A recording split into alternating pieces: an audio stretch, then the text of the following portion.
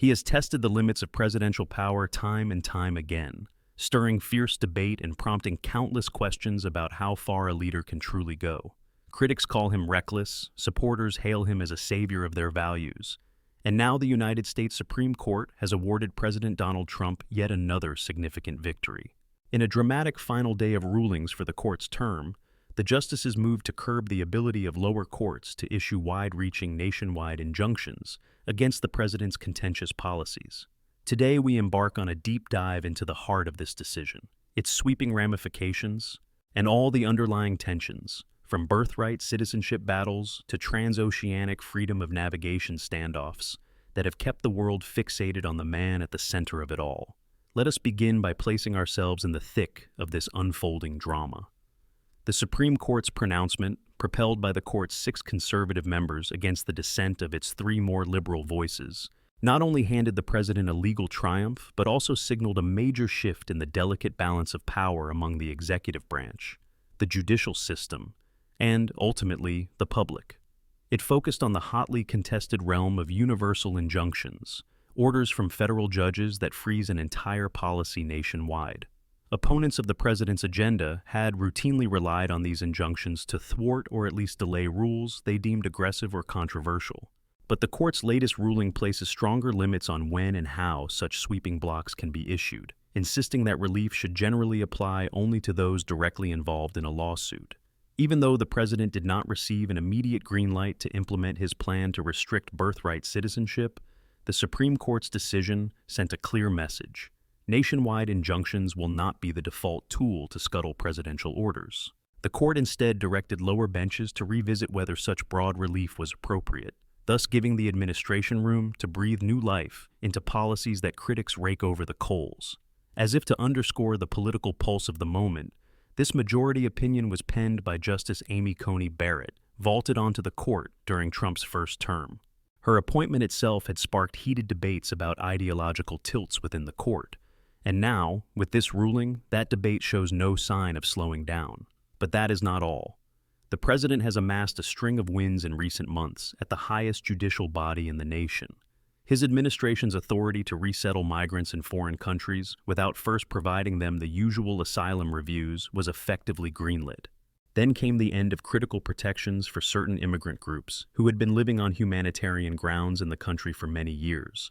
At the same time, the court allowed the White House to press forward with banning transgender individuals from military service, authorized the withholding of funds from international groups that carry out work for the government, and upheld the president's high-profile dismissal of particular political appointees from labor boards, at least pending further developments. These decisive judicial decisions have left supporters of the White House rejoicing and critics voicing alarm at the potential for overreach. Many individuals see a pattern. The more the judiciary yields to executive desires, the more emboldened the presidency becomes to push boundaries. But is this sense of judicial retreat accurate? Or does it mask a more complex reality where each power center is carefully testing the limits of constitutional checks and balances? Before we delve too far, remember to keep the conversation going. If you find these unfolding legal twists as riveting as many observers do, feel free to share your thoughts with others and consider offering a friendly nod of support. It is always rewarding to see viewers join the conversation and keep democracy alive with robust, informed debate. At times, it can feel as though the judicial sphere has morphed into a national battleground for practically every polarizing issue in modern society. From immigration and civil rights to healthcare and funding for controversial programs, it seems that no facet of American life is off limits. One particularly emotive topic is how the court has opened doors for executive orders that impose tough restrictions on various migrant populations. Those who champion the White House's line argue that these moves ensure public safety and uphold the rule of law. On the other side, civil liberties organizations point to the principle of due process and the potential humanitarian consequences of restricting asylum eligibility or deporting individuals to countries miles away from their original homes. This feeling of perpetual legal tension is magnified by the personalities involved. President Trump, whose approach to the presidency is far from subtle, has often drawn criticism for statements that seem to test constitutional guardrails. Yet it is crucial to remember that every president from previous generations onward has tested the elasticity of executive authority in one form or another. The real question is whether this administration, armed with decisions like this most recent Supreme Court ruling, will accelerate a shift in how the judiciary checks and balances the presidency. Observers studying the evolving landscape ask whether universal injunctions might soon become far rarer, enabling a bold White House to carry out policies that would otherwise face sustained legal obstruction. Meanwhile, these judicial developments are hardly the only topics fueling debate on the world stage. Talk of freedom of navigation in the Taiwan Strait and the South China Sea has grown increasingly urgent, especially amid reports that the United Kingdom plans to conduct more voyages through these contested waters. British Secretary of State for Foreign, Commonwealth, and Development Affairs, David Lammy, made it clear that the Royal Navy intends to stand firm on international maritime principles. Precisely because global tensions smolder, each transit of a Navy vessel can be a symbolic gesture, one that reaffirms commitments to alliances or signals a willingness to push back against perceived attempts to control crucial maritime routes. Toss in broader maritime and strategic disputes that swirl around East Asia, and you have a recipe for potential friction on an even grander scale. Across the globe, Taiwan's leadership has redoubled efforts to highlight its standing as a sovereign entity. President William Lai, in a highly publicized series of speeches, articulated the reasons Taiwan is a country, referencing its distinct citizenry, demarcated territory, democratically elected government, and long-standing tradition of self-rule. This bold stance puts a spotlight on the People's Republic of China, which refuses to acknowledge Taiwan's independence and persists in interpreting international provisions like United Nations Resolution 2758 in a manner that echoes Beijing's claims. By engaging the public in a series of widely shared addresses, the President of Taiwan calls upon citizens to protect their way of life and defend democratic ideals. This campaign, part statement of facts, part rallying cry, raises challenging questions regarding cross-strait tensions and how international organizations respond to these disputes. In fact, as we take a broader look at global dynamics, we see overlapping narratives of power, one between the judiciary and the presidency in the United States, another between smaller sovereign entities and powerful neighbors, and yet another between alliances and their sometimes unruly or reluctant members. This leads us, inevitably, to the tension within the ranks of the North Atlantic Treaty Organization, where Spanish Prime Minister Pedro Sánchez has taken a stance that some describe as a spoiler role. The Prime Minister's reluctance to rubber stamp increases in defense spending, reportedly aiming for a target of 5% of his country's gross domestic product, puts him at odds with leaders who argue that such commitments are crucial for NATO's long-term survival. Then there is the looming figure of NATO Secretary General Mark Rutte, stepping in amid leadership transitions, who aims to shepherd the alliance through these vexing financial disputes while also maintaining unity in the face of major external pressures. For many European officials, the number one priority is to present a united front on defense matters, especially when perceived threats, ranging from incompatible ideologies to territorial disagreements, rear their heads across the globe. If Spain stands firm and refuses any compromise on increased military budgets, might we see fractures forming in alliances once thought unbreakable? Or will the Prime Minister eventually negotiate some formula that appeases the White House and other NATO heavyweights? Zooming out, one sees a tapestry in which every thread is woven into another. The American president's legal maneuvers at home intersect with how alliances interpret and respond to those maneuvers abroad, just as the stance of a foreign government can feed back into the domestic political atmosphere of the United States. Debates around universal injunctions, for example, can shape the momentum of sweeping immigration policies, which in turn affect international relationships with source or transit countries for migrants.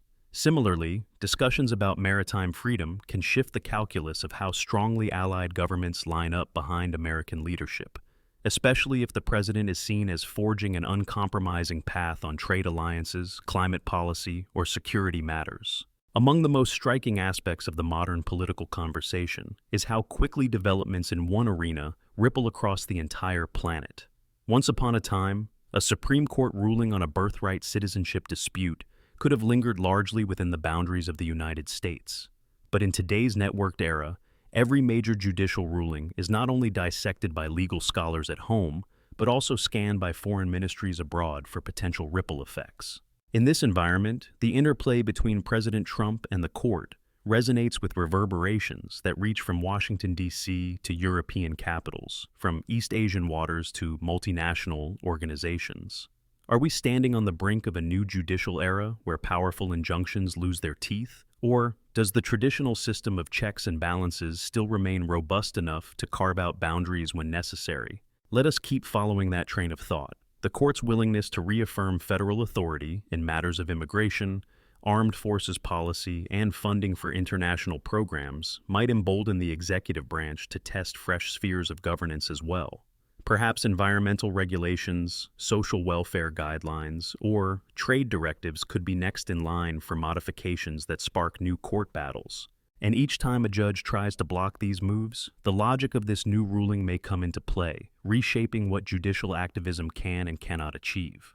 Meanwhile, the public finds itself wrestling with a most basic question: how do we retain trust in the independence of the judiciary, especially when high-stakes, deeply divisive cases can hinge on a matter of 1 or 2 votes? Here, it is worth underscoring that the court's composition is a product of political processes extending through numerous congressional cycles and presidential terms. Each justice carries a particular legal philosophy formed over decades of study, practice, and decisions. Yet that philosophy is also shaped by the historical moment in which they are appointed. The presence of more conservative justices, such as Amy Coney Barrett, undeniably influences the trajectory of rulings. But will the court remain consistent the next time an administration from a different political party seeks comparable leeway? Observers differ in their predictions. Some anticipate a steady expansion of executive prerogative, while others believe the ideological landscape of the court will eventually shift again. As if these domestic tensions were not enough, consider the rhetorical and literal battles playing out around maritime passages. The United Kingdom's insistence on sailing through critical lanes like the Taiwan Strait is not simply about navigating from point A to point B. It is a demonstration of how entire nations communicate their foreign policy stances by sending naval vessels into waters contested by larger or more assertive powers. Beijing keeps a close eye on these maneuvers, suspecting that they represent a form of implicit support for Taiwan's independence claims or a counterbalance to Chinese aspirations in the region. Meanwhile, Tokyo, Washington, and other capitals watch from beyond the horizon, ready to respond diplomatically or militarily if tensions escalate. This tangles seamlessly with the Taiwanese president's recent declaration that Taiwan indeed meets every criterion for being a nation, from its governance and distinct territory to its loyal population. President Li's statement has set off new debates in diplomatic circles as some governments seek to walk a fine line between respecting Beijing's official stance and maintaining beneficial relationships with Taiwan. Regional stability can often hinge on these fine lines. No country wants to trigger a crisis, yet many also wish to uphold democratic values and the principle of self-determination. As for the Taiwanese leader, his tours around the island and beyond are not just rallying performances, but essential steps in building resilience among citizens who must stand ready for the future. Speaking of resilience, the second major reason we should keep an eye on these developments is how all of this intersects with broader political alliances. NATO, for instance, comprises diverse nations with unique histories and perspectives on military engagement. When the Spanish Prime Minister resists an expected increase in defense budgets, that might appear at first glance to be a minor game of political brinkmanship. But behind the scenes, it can cast doubt on the cohesion of an alliance that prides itself on unity, especially in front of an American president determined to see tangible commitments to collective defense. That tension is not merely a technical matter of decimals in a budget, but a reflection of deeper sentiments about Europe's place in the global order and the value of maintaining warm relations with the United States versus charting a more independent path. The Prime Minister's stance also resonates with domestic audiences, some of whom might question why they should funnel more resources toward defense if they see priorities like education, healthcare, or environmental protection as more pressing at home. This is where one sees the multifaceted nature of politics, an attempt to appeal to domestic voters while trying to avoid alienating allies. Will the Prime Minister eventually concede, or is there a middle path that avoids confrontation without undermining NATO's broader objectives? In the end, the same question echoes on many fronts. Is compromise feasible when strong personalities and monumental stakes collide? Just as the Supreme Court's decision on universal injunctions raises complex issues about how the judiciary should deploy its power, so too do these global interactions highlight just how fragile partnerships can be when each side expects the other to embrace a consistent set of rules. From Washington to The Hague, from Taipei to Madrid, and from Beijing to London's corridors of power, leaders of all stripes keep watch. They know that the next major decision, be it judicial, diplomatic, or legislative, could reorder entire strategic calculations. These riveting narratives might have your head spinning. Indeed, it is easy to lose track of every angle, but that is exactly why it is worth engaging with serious, informed, and balanced coverage of these unfolding events. If you have been captivated by the twists we have uncovered so far, a quick show of support can motivate us to dive even deeper and bring you more nuanced perspectives. Every bit of encouragement helps sustain the conversation, so feel free to signal your interest and let your voice be heard. Returning to the heart of our storyline, President Trump's fortune before the Supreme Court exemplifies how judicial backing can serve as a powerful tool for any administration seeking to solidify its vision. Whether that vision involves stricter immigration measures, a recalibration of international aid, or restrictions on military service eligibility, the realm of policy can shift dramatically with just a few strokes of a judicial pen. For lawyers immersed in these cases, the conversation turns to precedents, legal frameworks, and arguments about constitutional mandates. But for the average individual, it is often a matter of how day-to-day life and broader social values are impacted by these rulings. On the other side of the coin, the president's opponents continue to hone fierce legal strategies and legislative proposals, hoping to counter what they see as an alarming tilt toward authoritarian inclinations. Are these critics effectively building momentum, or is the Supreme Court's new stance placing them perpetually on their back foot? Perhaps it is still too early to say. Regardless, expect future showdowns, particularly when controversial policies run afoul of the way certain local or regional governments interpret the Constitution. Meanwhile, the dynamic between the states and the federal government could become a crucible for new disagreements about the scope of executive power. Simultaneously, watch the global stage. With statements from British officials about sending naval vessels through contested waters and with Taiwanese leaders boldly championing their island's identity, we see a swirl of geopolitics that touches on questions of national sovereignty and freedom of navigation. If measured caution does not prevail, the region could face sudden escalations, further entrenching alliances and dividing lines. For every statement from London or Taipei affirming resolve, there may be a countermove from Beijing, setting off rhetorical fireworks and more active military posturing. And let us not forget the role that Washington plays as a chief arbiter in these disputes, balancing the desire to project strength against the risk of fueling unintended escalations. These interconnected situations paint a fascinating portrait of a world in flux, a world in which a single court ruling about the permissible scope of injunctions might provide the impetus for the executive branch to accelerate policies that reverberate across borders. Will the United States continue to widen its definition of permissible executive power, encouraging other countries to follow suit? Or will future legal battles eventually rein those powers back in, reaffirming a more cautious brand of judicial supervision? No matter which path emerges, the lessons here are clear. We are witnessing how the synergy of courts, legislatures, and global actors can pivot entire narratives.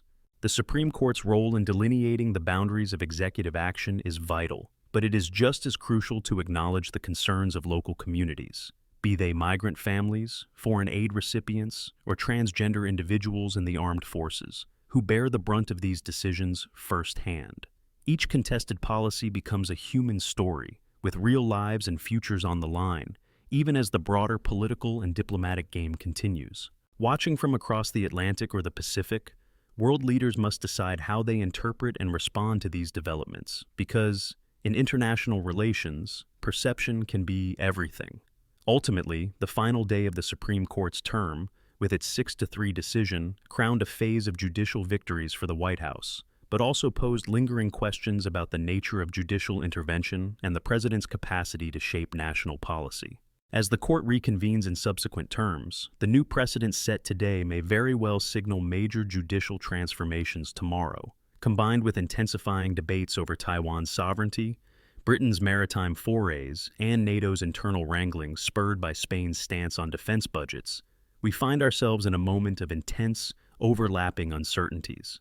The question is, how will each actor use the power it has been granted, and what checks remain in place to ensure power is wielded judiciously? One thing is certain: the tension, fueled by strong personalities and fundamental disagreements on everything from democratic principles to national identity, is hardly about to subside.